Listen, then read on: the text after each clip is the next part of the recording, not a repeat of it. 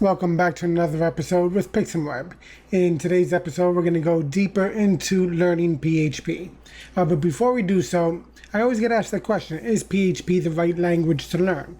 Aren't there other server-side programming languages that are good to use? Well, the answer is yes. There are a bunch of great programming languages out there.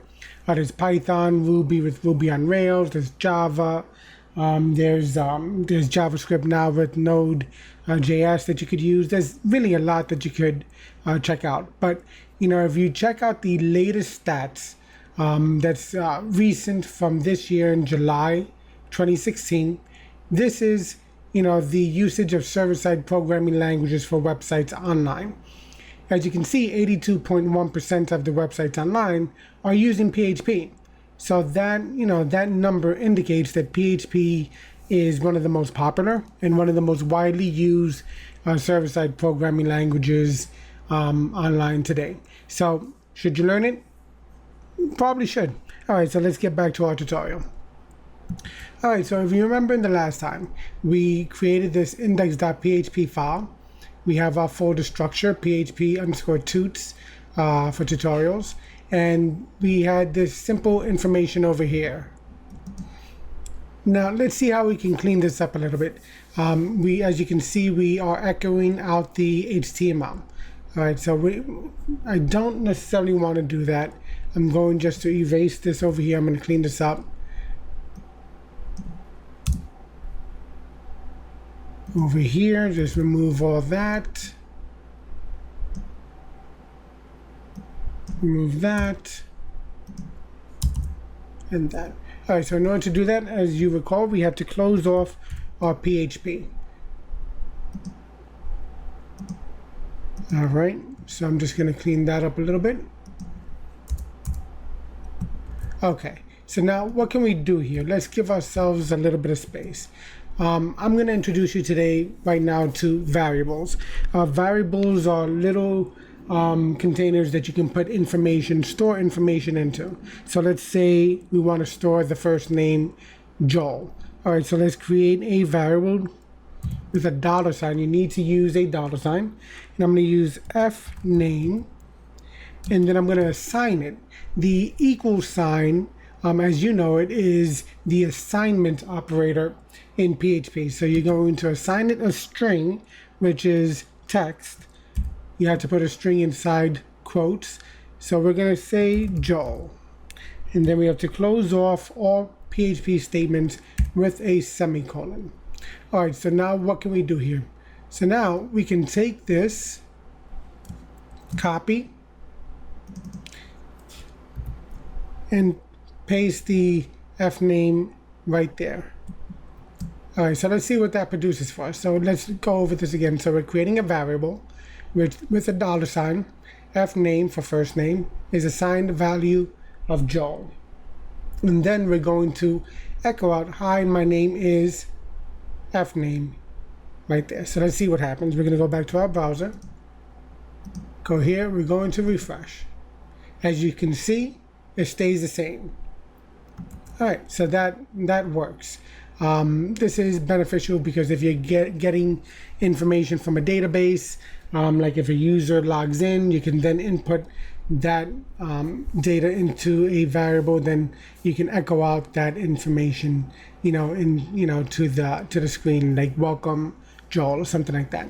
Now, in the previous episode, I mentioned you can use single quotes or double quotes. So let's see what happens if you use a single quote here instead.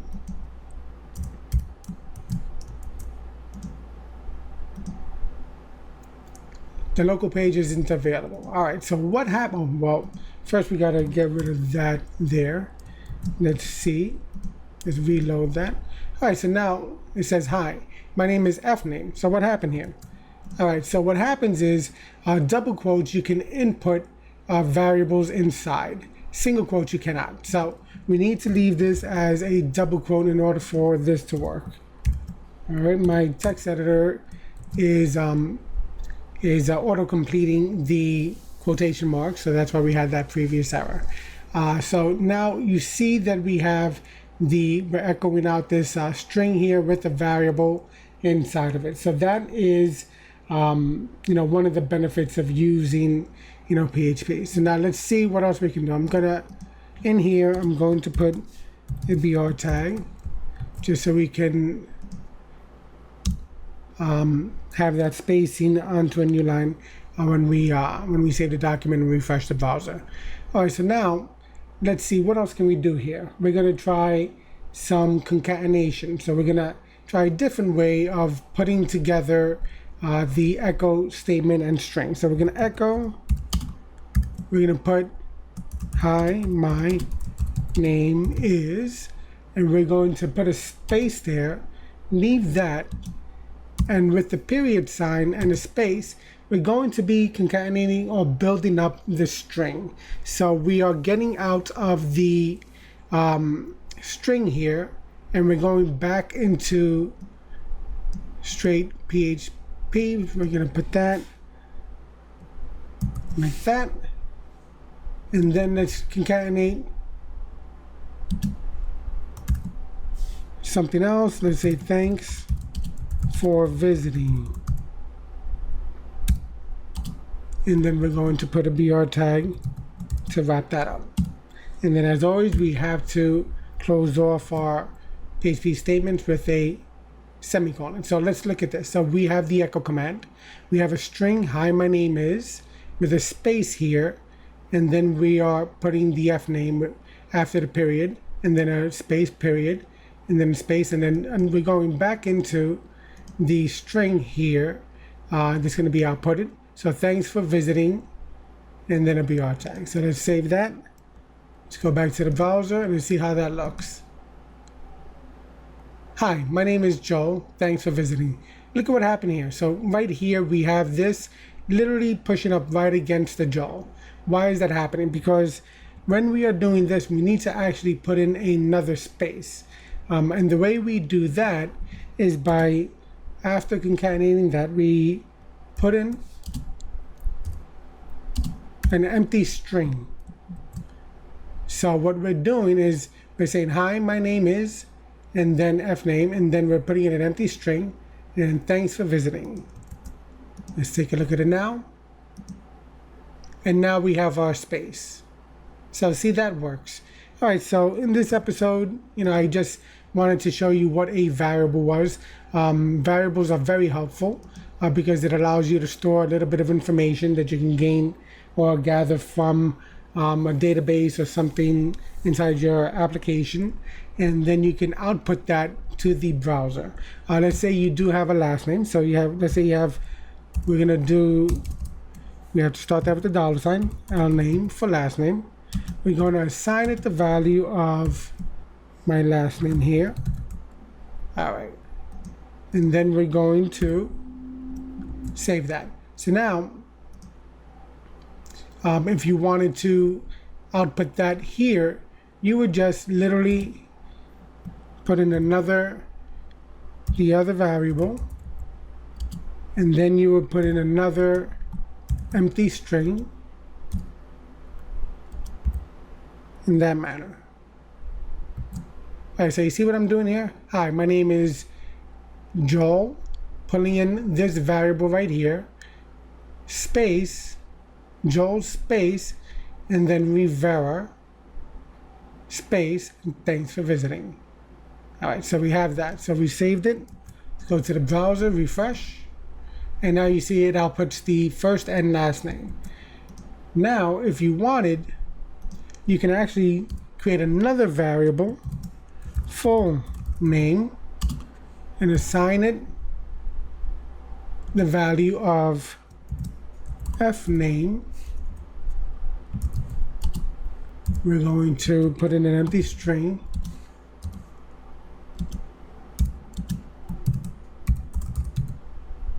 Last name. All right. So now what we're doing is the first name is being brought in here, and then we're putting in a space, and then we're putting in the last name as well. All right, so that's going to be that. So now instead of doing it this way, let's grab this line here. I'm going to copy that. And instead, I'm going to